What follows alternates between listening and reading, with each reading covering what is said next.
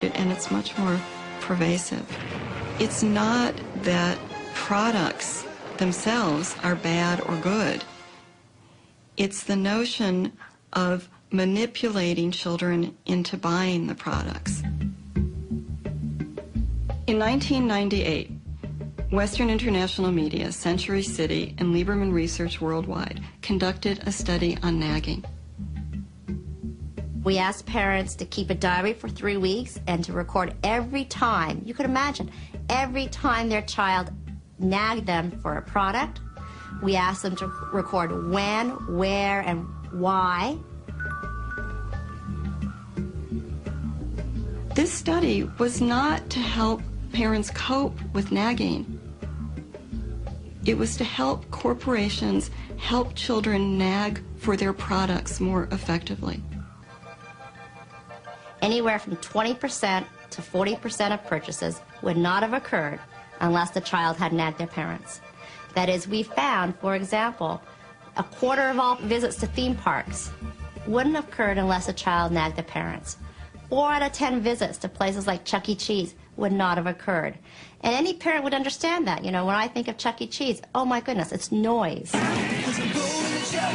And there's so many kids. Why would I want to spend 2 hours there? But if the child nags enough, you're going to go. We saw the same thing with movies, with home video, with fast food. We do have to break through this barrier where they do tell us, or they say they don't like it when their kids nag. Well, that's just a general attitude that they possess. It doesn't mean that they necessarily act upon it 100% of the time. You can manipulate consumers into wanting and therefore buying your products. It's a game. Children are not little adults. Their minds aren't developed. And what's happening is that marketers are playing to their developmental vulnerabilities.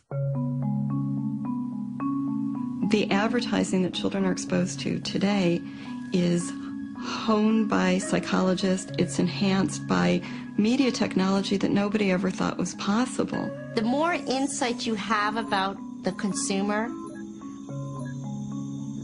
the more creative you'll be in your communication strategies. So if that takes a psychologist, yeah, we want one of those on staff. I'm not saying that it's wrong to make things for children.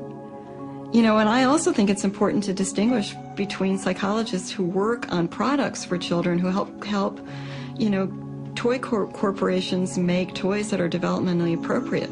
I think that's great. That's different from selling the toys directly to the children. Initiative is huge. I think in the U.S. we place about $12 billion of media time. So we'll put it on TV, we'll put it in print, we'll put it in outdoor, we'll buy radio time. So we're the biggest buyers of advertising time and space in the U.S.